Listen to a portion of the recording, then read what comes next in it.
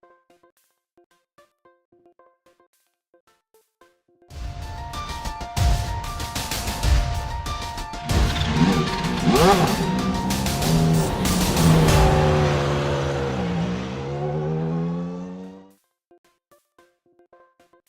new and popular addition to the iRacing stable arrives for the Lotus 49 community.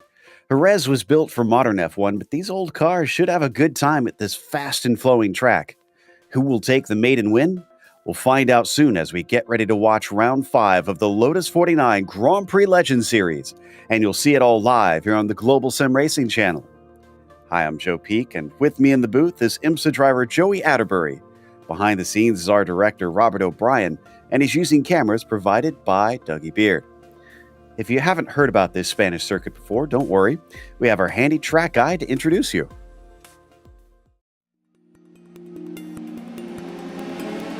Welcome to Circuito de Jerez.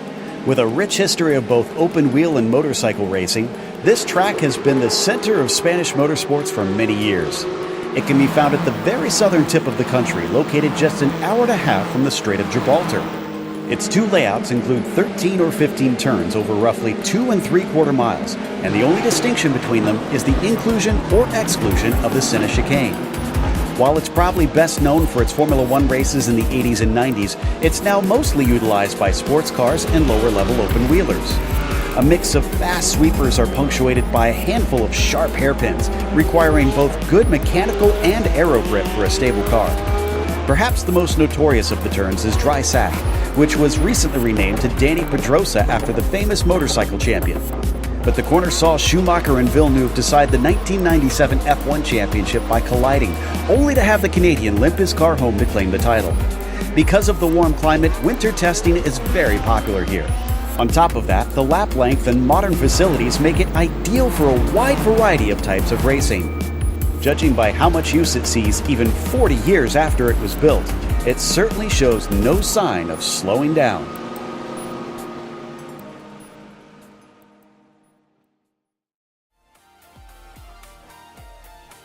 Well, like I said, Joey, built in the 80s, so a little bit more modern than this car, but I see all those long sweepers and I think, ooh, the 49's gonna love this. Yeah, it should, and I'm pretty new to this circuit myself here, but the layout at Jerez, 13 turns, just under 2 3/4 miles in length.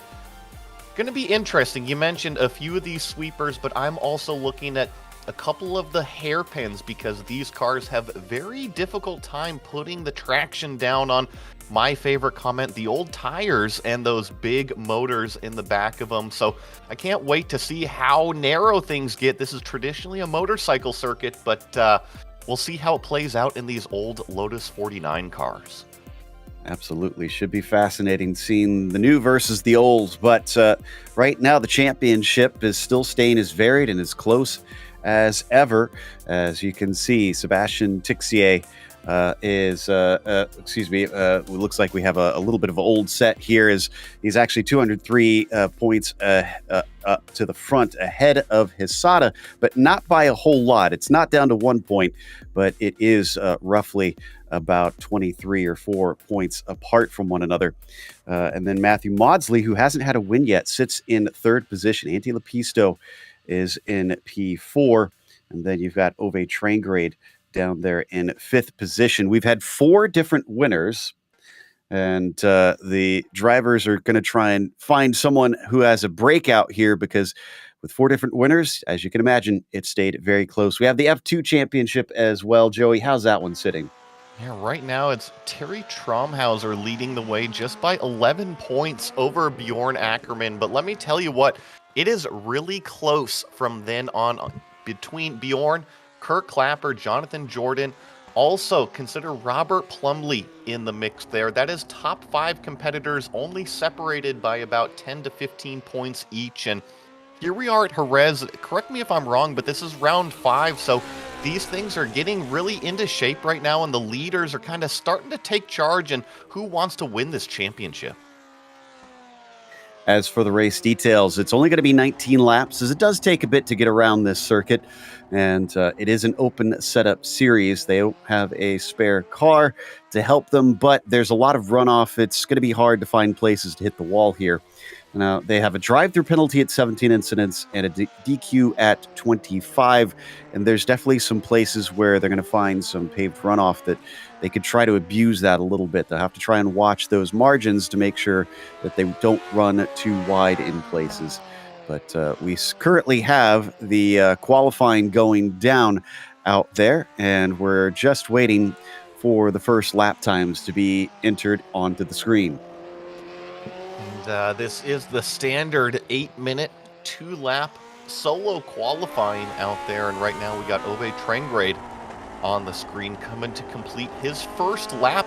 These cars are still putting down their first timed lap, so that's why you don't see anything on the timing and scoring pylon yet.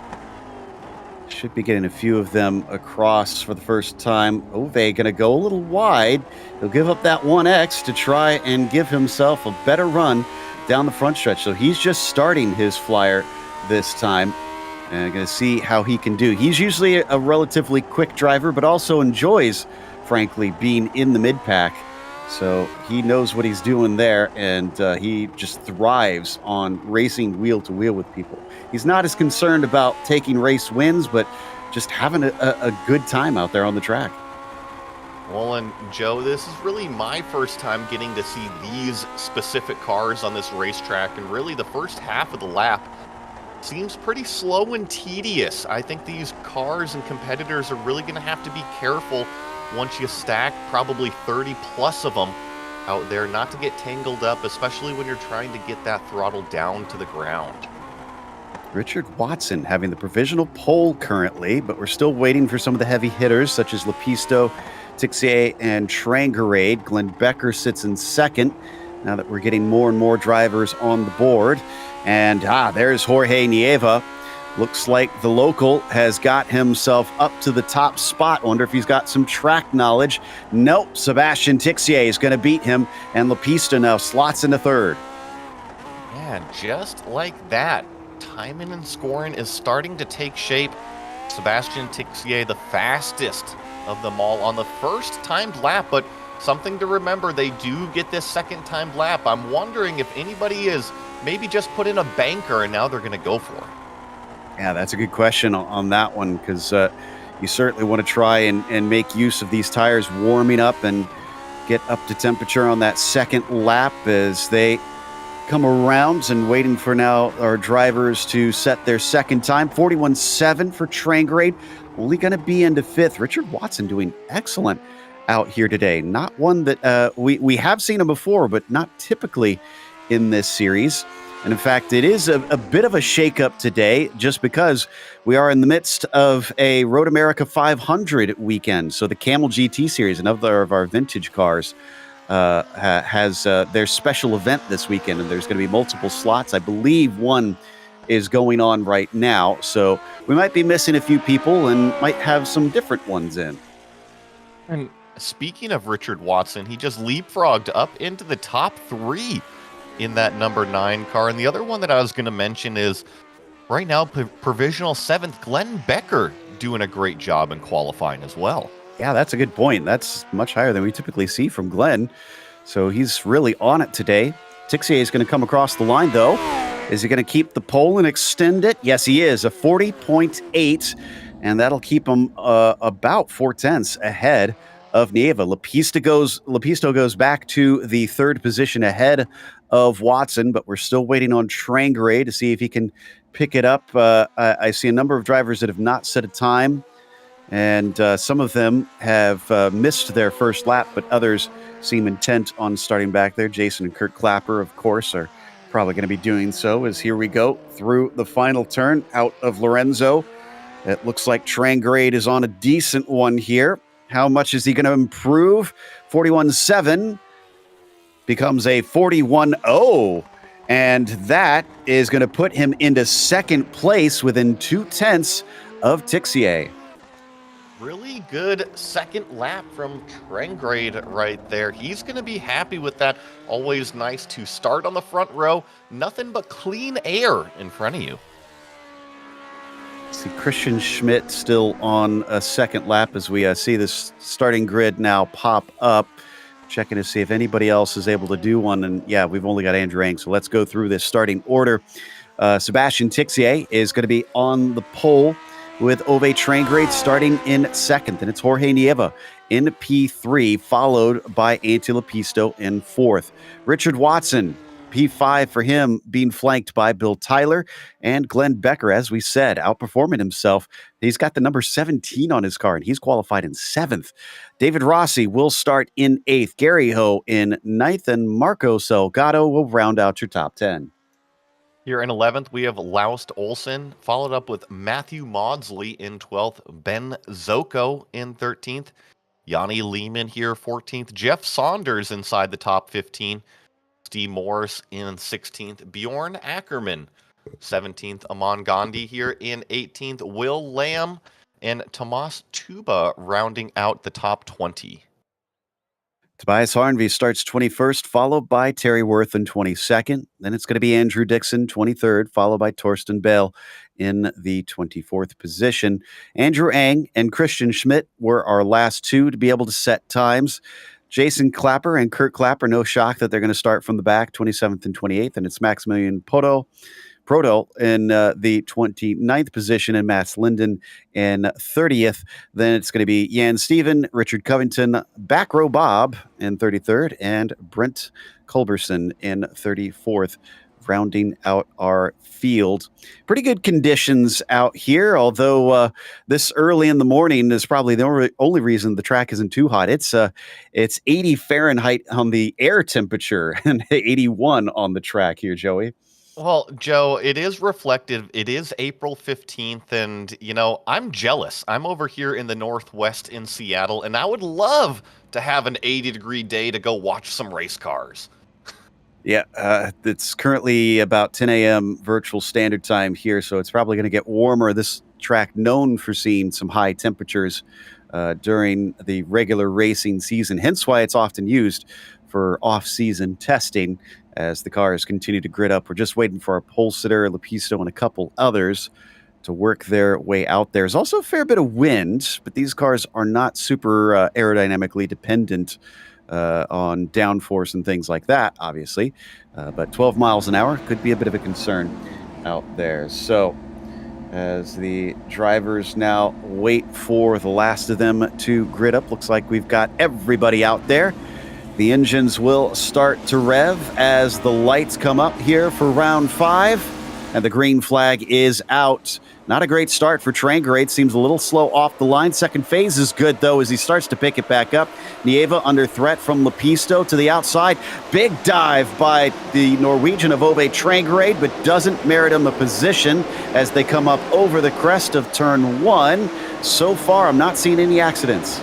No, this field is doing a tremendous job to leave each other space. Look at how many cars are funneling through these back and forth sweeping turns, and really impressed. I think only a couple cars shuffling positions right now. Sebastian Tixier out front, Ove Trangrade giving chase.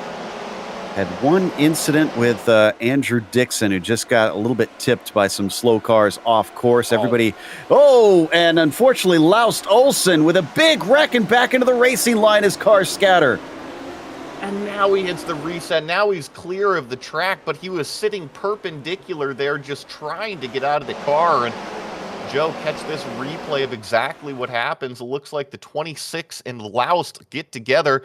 A little bit of loose coming off of the corner for the 6 car, combined with nowhere to go for that number 26, Steve Morris. Oh, yeah, it's a long right-hander, and you can see how it drops on the exit. And poor Tobias Harnvey, unfortunately, didn't have enough time to react. Everybody else, it looks like, able to avoid becoming a part of the incident. That takes out one of our camera cars for the day, but back up front, look at this. Jorge Nieva really starting to put the pressure on Trangrade right in front of him, and Jorge is one of the fastest drivers in this series. I wonder if he's trying to get by or if he's just trying to tell Ove, hey, let's get a move on. Don't let Sebastian run away. And no doubt he's going to want to try and take a win here on home ground. We've only got two Spanish tracks here on the iRacing service currently. So it's either this or Barcelona if he wants to try and get that emotional win as they come out of the first couple corners, and here's where it starts to pick up. You can see these corners now start to open a little bit wider and just a little bit off to the outside for Trangrade. I think we had a problem with Prodol in the 23 car. Whoa, and somebody off course. And I believe that Trangrade just ran wide. He opens the door for Jorge Nieva. He just got wide in one of these sweeping right-hand corners and had to get way up out of the throttle. That opened the door for the number 8 car, and Jorge says, thank you very much, I'll take that. Not going to sit around and look a gift horse in the mouth. We're going to take another look at what happened here. And this is Jan Stefan, who is just behind a major accident.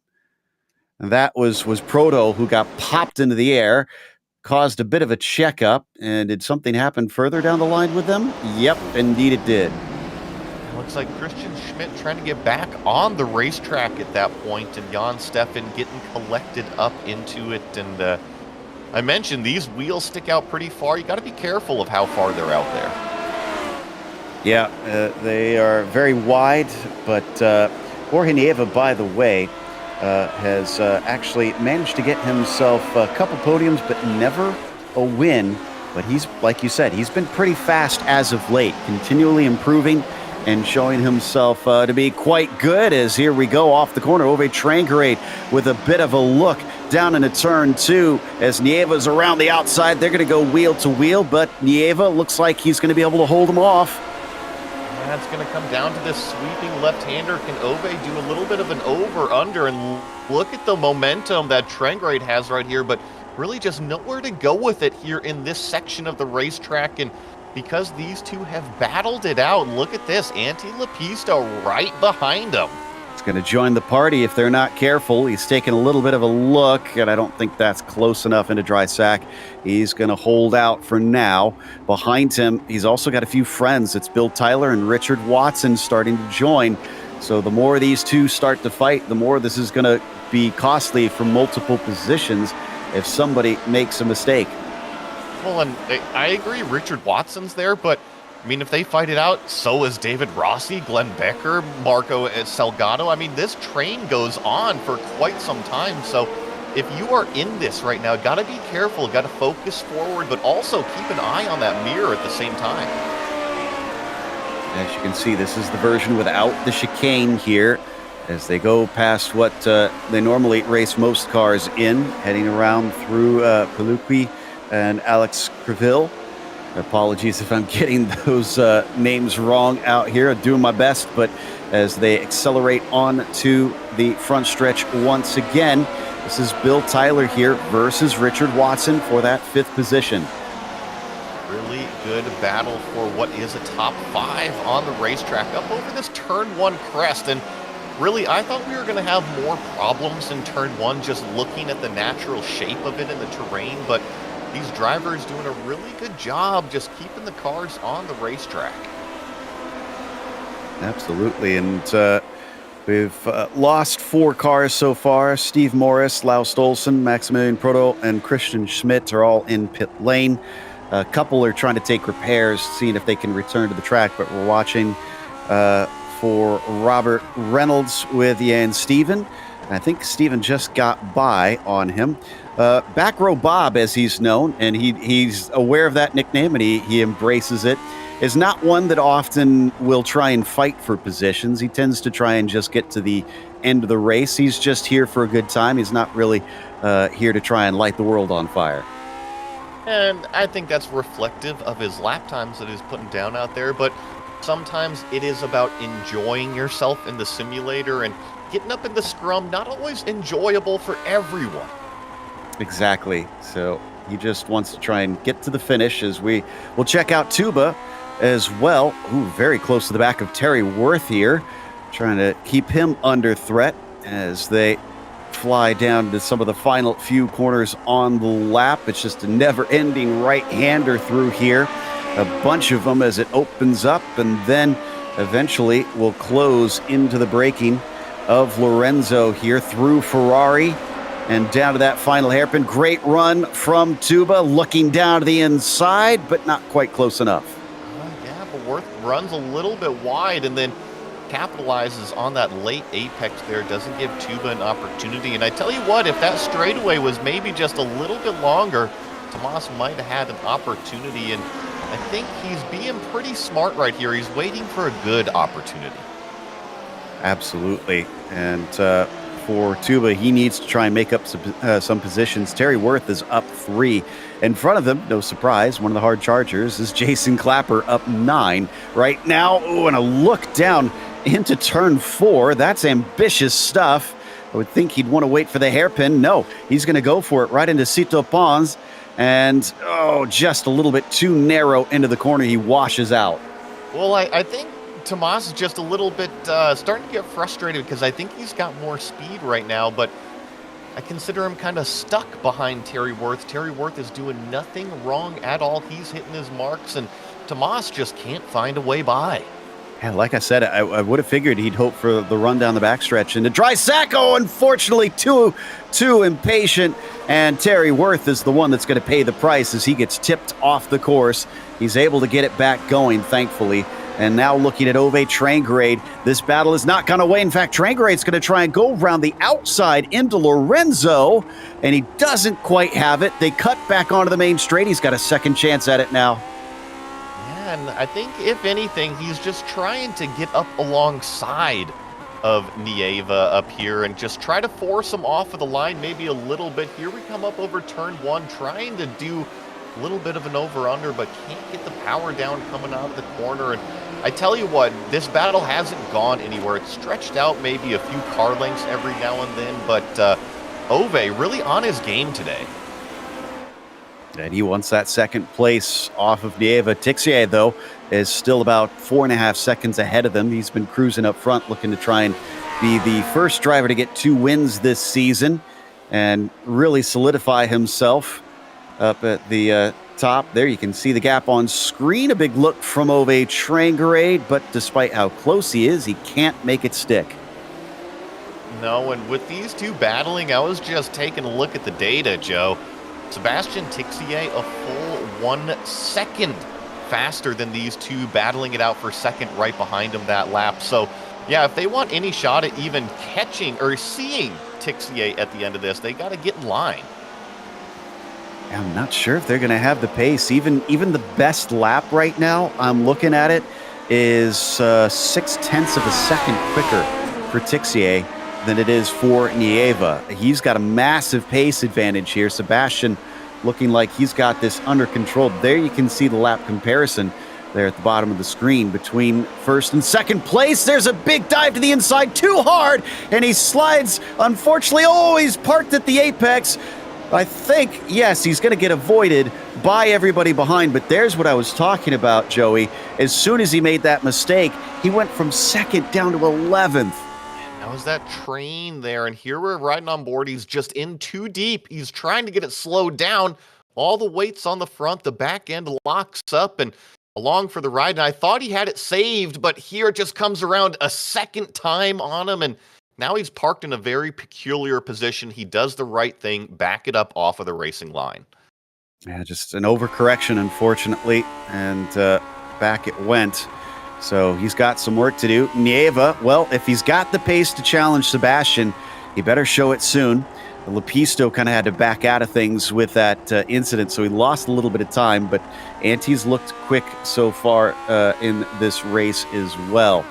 The interesting thing about Sebastian is he said once he had that championship, he's not going to try for anymore. Now that he's not trying, he's been leading the points for a couple races.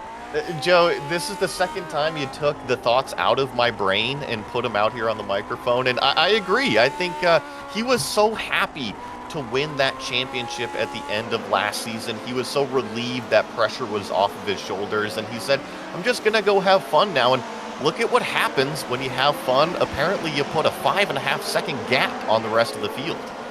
Yeah, without that pressure, suddenly you're in the zone. Meanwhile, watching a little bit farther down the field as they squabble for some of the lower places. We talked about Glenn Becker. Has not been able to move upwards any. He's still where he started. That's David Rossi, former multiple F2 champion, now F1 driver. here in this series, just ahead of him. And again, if you're curious about the F2 and F1, the cars are no different. It is all down to the iRating of the driver, and it's an unofficial championship that the drivers run here to delineate between them. But David Rossi and his climb up through the order has been another one like Glenn Becker and Jorge Nieva, who just continues to show constant improvement. Agreed, and the F2 and F1 championship is always something to keep an eye on, because even I, in the short time covering the series, have seen a lot of these drivers really advance their way up from kind of the middle of the field up to the front of the field, and it's pretty cool to see that natural progression. And here's one of these drivers, Glenn Becker, riding on board with in the 7th place position, chasing down David Rossi right in front of him, and he's using the virtual reality headset setup. That's actually what I use as well. Yeah, Glenn Becker's actually our current reigning F2 champion. He made the jump up here into F1, and showing why being in the top 10 here in a single split race out of 34 drivers clearly has some good speed underneath them. And as they come down out of the few slower corners here at the end of the lap, man, he's climbing all over the back of Rossi, but maybe a little too close as he loses some time in a checkup. He's got to be careful, because right behind him is definitely Marco Salgado, just kind of waiting to pick things up if anything goes sideways right in front of him. And then right behind him is Gary Ho and Ben Zocco as well. And shout out to Ben, because he's actually up 3 positions. There hasn't been very many big movers inside the top 10, but Ben has cracked that top 10. Man, nice job. And speaking of which, he's going to try and go for the spot over Gary Ho. He's given plenty of space. And then behind them, there's another slide from Ove Trangarade. Wonder if he's overheating those tires a little bit. He's going to allow Matthew Maudsley to gain another one from that. Not sure what happened with Ove. Maybe just target fixation? Maybe just a little bit right on board here. You're going to see the slide happen in front of him. And, you know, this is the same thing that happened to him in the hairpin. I think maybe he's just trying to push the car on the brakes. Getting a little bit too hot, unfortunately, and overdrive this car, it doesn't take it lightly, and it's going to snap on you, as you just saw a couple times for poor Ove Trangarade. Meanwhile, we come back to our battle here for trying to see who we've got. This is Watson that we've got here on board behind Tyler. I do wish they would let us paint the helmets here on these cars. Unfortunately, you can only pick solid colors on these helmets, but they did have some liveries on their helmets back in the day.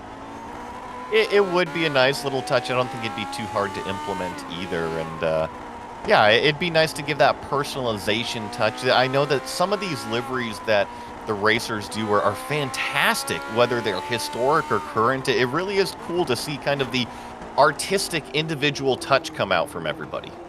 Absolutely. I mean, the one that immediately comes to mind from this era is Graham Hill, with the helmet that even his son, his Formula One champion son, carried on into his career. So it would have been nice to be able to see that one. But anyways, quibbles about the details of iRacing. Let's look at the racing actually on the track here. Still, look at this close battle with Rossi now starting to lead a bit of a train. That's Glenn Becker with him. Marco Salgado has caught up. They've also kind of got Gary Ho and Ben Zocco close behind. Yeah, and you just saw Ove Trangarade get by Matthew Maudsley on screen right there. So I think that's going to free up Ove. We'll see if he chases down that pack that you were just mentioning there of Rossi, Becker, Salgado, Gary Ho, Ben Zocco, and see if he can pick up a few more of those positions. But before we get to that, Joe, I want to give Sebastian maybe a little bit more of an inflated ego, because his fastest lap right now is faster than his qualifying lap, only by a few hundredths, but that's with a full tank of fuel in it. And his current race laps, they're turning faster than anybody else qualified today. That's unbelievable. I mean, Sebastian is on another planet today. This is really unreal to see him stretch away. Ooh, although apparently not completely safe from things. Let's stop talking about how good he's doing. Just about tossed it away. He really did. I just went back and took a look at that, and What a save for Sebastian Tixier. Might have to talk to him about that one at the end of this. Incredibly, it was still a 41.3, so he's still running quick times. That was still faster than well, not quite faster than Nieva's fastest lap, but it was only 0.2 slower than Nieva's fastest lap of the race. So he's still flying. We're back with Richard Watson, still chasing on Bill Tyler here, coming down into turn 2. Bit of a drop in elevation as it falls back down, heading into some of the quicker corners on the track, and it'll flow onto the back stretch where they had that infamous scene between Schumacher and Villeneuve down into dry sack. But thankfully, we haven't seen any untrustworthy dives down into that corner, although there have been a few that have happened in other corners on this track so far. You can see Richard Watson showing the nose a little bit. He's not close enough, but just trying to occupy the mirror. Bill Tyler right in front of him, and pretty good run from this number 4 car. I remember him taking a win, I believe it was at Monza, correct me if I'm wrong, last season. I know that Bill usually runs up front, but this is a different style of circuit for Bill, for him to be up here inside the top 5. Yeah, it was either Monza or it was the Charlotte Oval race, I think, because I think it was Bill that said that he felt a little out of place competing for the championship last time out, and it was either last time out or the previous season. They're starting to blur together for me. I've covered too many of these things. But I believe it was an oval win that kind of helped get him up there. But yeah, I think he sells himself a little bit short, because running to the top 5 here today, yes, we're missing a few big names, but we still have 34 drivers out here, and Bill is holding his own. I agree that he does sell himself short a little bit. He does have the number 4 board on that car right now, so he has got tons of experience, and it's definitely showing, although Richard Watson really trying to put the pressure on. He wants that 4th position. This is well off of the podium, though, unfortunately, so it's unlikely that either of them are going to be fighting for one of those 3 steps. So 4th place could be the best of it as we're starting to get towards the end of this race, and they've got about 6 seconds just up to Lepisto alone in that battle between himself and Nieva. A little too far apart, I think, although that's a big look, but no, he can't get the overlap. Richard Watson is going to have to stay behind. Look at this train continue to build. Whoa, and there's a mistake. Glenn Becker. Oh no, another second one off the corner. He goes in too deep, and then he gooses it too hard off. Becker's into the wall. Really easy to do, and so unfortunate for that number 17 car, but look at the battle still goes on. This is the number 10 car in front of this train now, Marco Antonio Salgado. Ben Zocco trying to get a run underneath, which he does. Now he's going to go side by side, promote Ben Zocco up into 7th. And through Angel Nieto, that is not a common corner to see the pass done. So that'll get him a spot. Oh, but he's a little slow out of Ferrari. Salgado tries to open up the final hairpin as there's a defense from Ben Zocco, but it looks like he is cleanly through. So now Ben's up into P7. Really good run, and I mentioned he was up a few positions. He's up +6 now from his starting spot. I'm sure Ben is thrilled about that, and through all of that battling right behind, it's brought up Gary Ho into this battle, and dare I say, Ove Trengrade? Yeah, he's catching back up a little bit, but he's been a little mistake prone. He's kind of known for that, unfortunately. He gets a little over eager sometimes. By the way, of those 6 positions, 2 of them were gained that last lap for Ben Zocco, so that was a very profitable lap for him. Really good job, and I think he's just got to keep his head down right now. I'm curious to see what his pace is, if he's able to challenge David Rossi, because it looks like Rossi now is kind of clear of that battle. He's starting to run away maybe just a little bit. On board with Gary Ho here, one of the few drivers representing Singapore, which has been a serious threat in the Nations Cup in this series for some time now, thanks to Sebastian Tixier, also racing from there. He and Gary Ho have added a lot of points, and Gary Ho's been getting better and better. I wonder if he's been taking some tips from Sebastian, because usually he's been a mid-pack driver, but he's running top 10 today.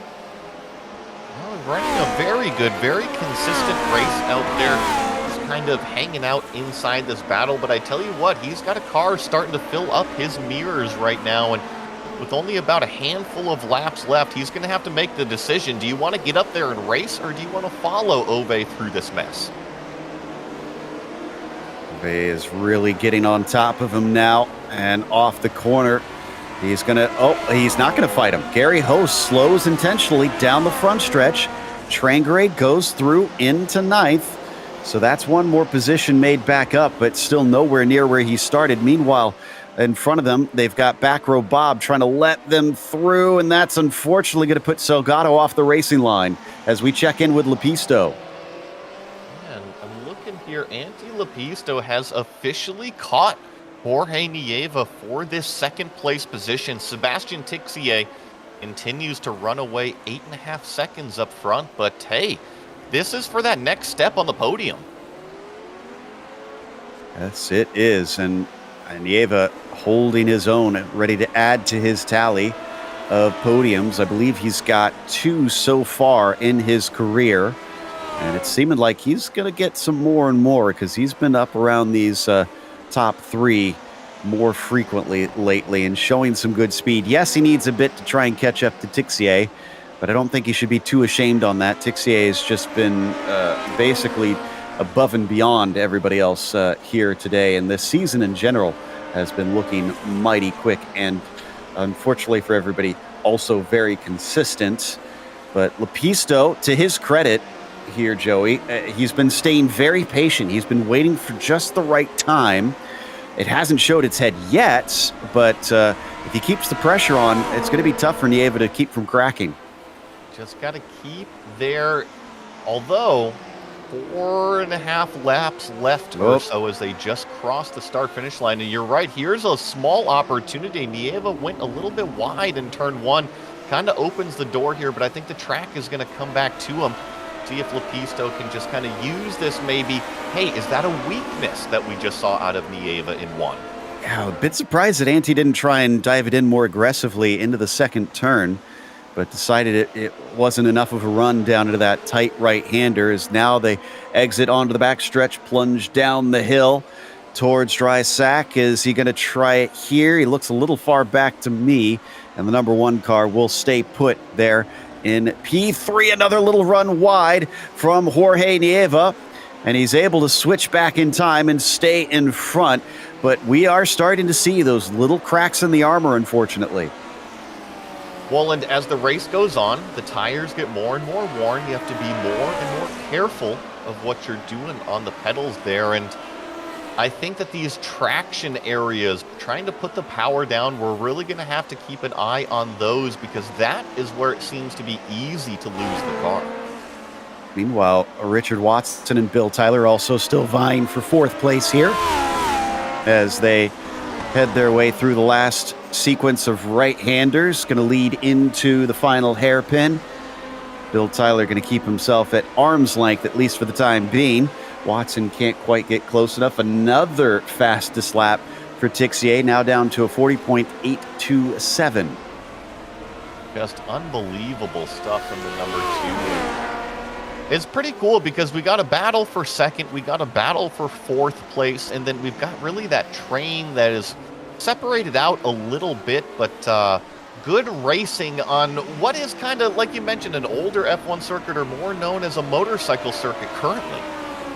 Yeah, absolutely, and has quite a bit of history of its own, even though it's newish in the grand scheme of things. Don't need to go to it, but there was a mistake from Andrew Dixon. He falls down to 24th place. Haven't said much about the mid-pack, but haven't seen a whole lot of action back there. It's been mostly up here at the front between Nieva and Lepisto and Tyler and Watson as they get ready to complete lap 16 here. By the way, the pace of Tixier, this is the battle for P4. That's 17 seconds behind Tixier, and they're in 4th place. He's stomped the field today. It really is amazing, and he's currently putting 1 second per lap on the rest of the field. You see that on the bottom of the screen here, 1.1 seconds that last lap that he put on everybody. And Just that, yeah, the pace is really something else from Sebastian today. But, Joe, I'm also a sucker for data. We're getting down to the end of the race here. No surprise, the number 13, Jason Clapper, our biggest mover today, up 14 positions so far. And unfortunately for him, it was 15 before Jana Lehmann just passed him just now. So he could have had one more, but he's in the thick of fighting for these last little bits as we come down the front stretch. And it looks like Bill Tyler is still going to be able to keep himself away enough from Richard Watson that he can't try and get by. It does look a little tough to try and make these passes. Not impossible, I will say, Joey, but it looks like you really have to set him up. I love being analytical, and I think when I look at a racetrack like this, there are passing opportunities, right? There's the braking zones. However, the acceleration, the top-end speeds leading into those braking zones might not be quite long enough to really promote passing. This, like I said before, one of the more popular spaces here, but even in spite of the long backstretch, seems like Richard Watson just can't get himself into the range that he needs to overtake Bill Tyler. Will he be happy with a simple top 5 today? We've also been having, I think, some connection problems with Marco Salgado as he's disappeared from my screen. And we'll hope that he comes back because he was one of those top 10 runners, because that'll be a bit of a shame if he loses out just due to internet connection, as we're going to check back in with Lepisto and Nieva once again. A mere car length between them. We're getting ready to start lap 18, so going to be 2 to go when they cross the line. And here comes Antti Lepisto trying to set up an over-under through the final corner, but just can't get the grip that he needs to for that apex speed to really roll it off of the center there, and going to have to think of a new way around. But I tell you what, he's trying to get up there into that second spot. He's doing what he can, and as we've seen, he's putting the pressure on. Like I said, this is an incredibly patient Antti Lepisto. That Finnish stereotype of cool and collected, we've been seeing that out of the number 1 here today. And Nieva, the fiery Spaniard, I guess you could say, not really like that. Usually he's known more as just a very consistent driver. He doesn't really set lightning fast times, although he's been getting faster and faster as time has gone by in this series. But today, it seems like he has been rattled a little bit by Lepisto, just not enough that he's opened the door that the Finn can go by. And I'll give credit to Antti out here, because we've seen several competitors try to make late lunges on the brakes and it not work out. You know, they lose the back end of the car, and I really think that the only person in this field that I've seen dominant on the brakes is our leader at other racetracks. So I think Antti is following very, very closely, but he's being pretty respectful. Absolutely. Almost pushing him through the turn there briefly. By the way, sad news if you're a fan of Salgado. He has had to reconnect to the server because he lost connection. So he did indeed lose out on that. We'll have to try and climb his way back through and make up what he can. He's going to wind up a lap down or two, it looks like, based on how many times they're going by the pits before we see him again. Trangrade's back up into 8th and is now working on Ben Zocco, 2 veterans of this series. This should be fun to watch because Zocco's good at defending and Trangrade is good at attacking. Absolutely. And you mentioned Ove has had a few more slip-ups trying to get up through the field here, and this is going to be interesting. This is going to set him up perfect for an over-under to go towards turn 2. Does he have the drive off? Zocco doing an excellent job of defense, and now the track is actually going to come back to the number 5 car. Tries to cut back once again. They got the white flag as they cross the start-finish line, so this is it. If Trangrade wants any more positions, he's going to have to go for it, and he's showing himself coming into Cito Pons, but he doesn't have enough speed. Not quite there, and we actually just had a lunge from Antti Lepisto, who just swung out wide. That position is all but done for. Ove Trangrade still looking for an offense on Ben Zocco. Round the outside, he's going to try and do it the long way, but he's not in the grip, and he falls back behind him once again.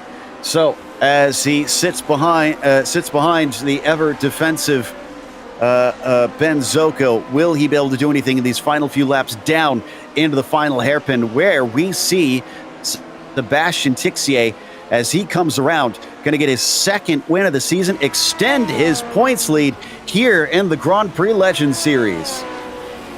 Fantastic win, and Jorge Nieva will claim that second place position. Antti Lepisto rounding out the podium. So Nieva held him off. Richard Watson as well ahead of Bill Tyler. This must have been a mistake by the 4 on those last couple laps, because he's now almost 2 seconds behind, but still a nice top 5. And how about David Rossi, a 6th place there, as he continues to pick up iRating and celebrations just past the start-finish line by our winner up there doing some donuts. We see everybody else finishing over here through the smoke. That is Ove Trangrade's Donuts. Will Lamb coming home 13th. Jeff Saunders 14th. Oh, and we had a bit of coming together. Terry Worth tipped around by Andrew Dixon there at the end of the lap. Dixon not slowing up to give him the spot back, as it looks like Terry Worth is back on the circuit, now fighting with Richard Covington as well as Tobias Harnby. Yeah, this is still finishing out the race right here, and going to come up to a big passing zone. We're going to go 2, maybe 3 wide with Terry. Down into Lorenzo, somebody going wide in front of them. That was actually Kurt Clapper going by Andrew Dixon. And 2 wide to the line, Worth versus Covington. Worth just pips him, and they get into the smoke of the donuts of our winner. Let's head to a quick break. We'll come back with the official results as well as driver interviews, so stick around.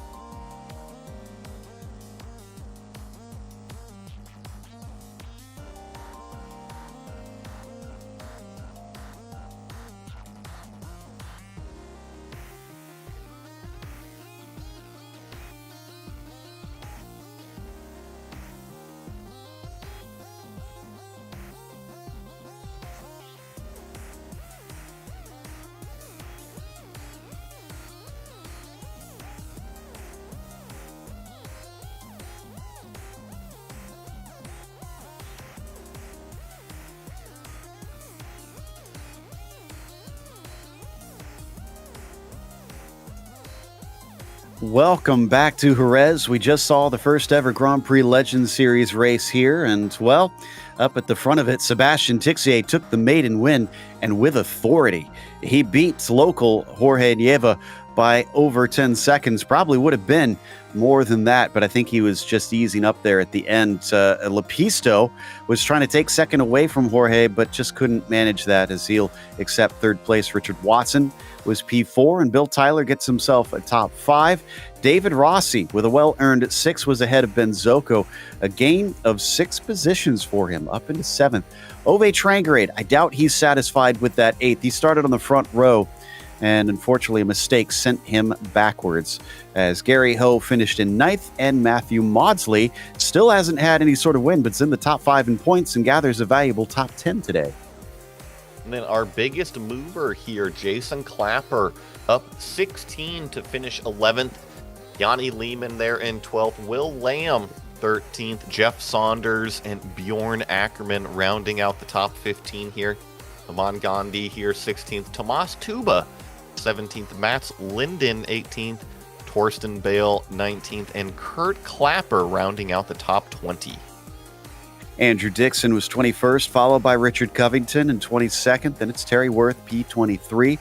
Tobias Harnvey in 24th, and Andrew Eng 25th. Jan Steven was the last one on the lead lap there in 26th. Marco Salgado got back out on track, but finished 27th. Back row Bob was 28th. From there, it was DNFs, drivers who did not get to see the finish, unfortunately, except for Laus Stolson. I do see he did get it on track after the lap 1 incident, but he was 12 laps down, unfortunately. Let's talk to Sebastian to see how it felt for him out here, taking his second win of the season. And Sebastian, I got to say, you with the pressure off your shoulders seems like a very intimidating foe. Yeah, I'm better when I'm relaxed. And I really love this track. It really suits my driving style. And yeah, Mick was not there, Togo was not there, so even more relaxed. When I saw the qualification lap from Ove, I was a bit worried a little bit, but I totally messed up my last corner for the second lap, so I knew I was actually a bit faster. So yeah, and then Jorge and Ove battled. Yeah, basically 19 hot laps.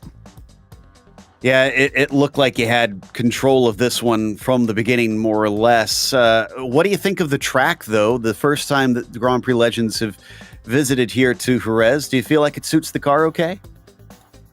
It suits me, so I will say yes. I really love this kind of track, like Manico, Barcelona, Jerez, and I hope we'll get like Mugello and this kind of track also. I really like those track where the racing line is key, and you have to compromise to choose which turn to compromise to get faster on other turns. Yeah, really like that. Well, apparently you've got a driver in the background claiming that he could have beat you today. You mentioned Mick not here. He seems to think that he would have had the pace on you. What's your response to that?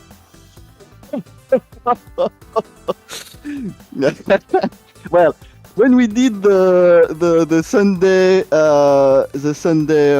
hosted community last Sunday, it took me 25 laps to do a very good lap, and it took him 140 laps to manage to beat me. So I think you have your answer. There you go. So Sebastian Tixier taking the win. Congratulations on win number 2 this season. Thank you. And doesn't look like we've got anybody ready to talk to us, so that gives us time to prepare for another big race later today. We'll talk about that in a second. In the meantime, a big thank you, of course, to the Grand Prix Legends community and also to our team today, Rob, Joey, and Dougie. Make sure to check out our social media, our website, and our merchandise store. And don't forget to subscribe to our YouTube channel so you don't miss a moment here on GSRC. The next race, interestingly, we're going to Phoenix. That's the oval version. And that'll be Saturday, April 22nd at 9:30 a.m. Eastern. Also, be sure to check out our other broadcasts that we have listed here, including up next, like I said, Camel GT at a slightly different time. It'll be at Road America, 12:30 p.m. Eastern for the Road America 500. That's 4 hours of racing. So until next time, race clean, race hard. We'll see you on the track.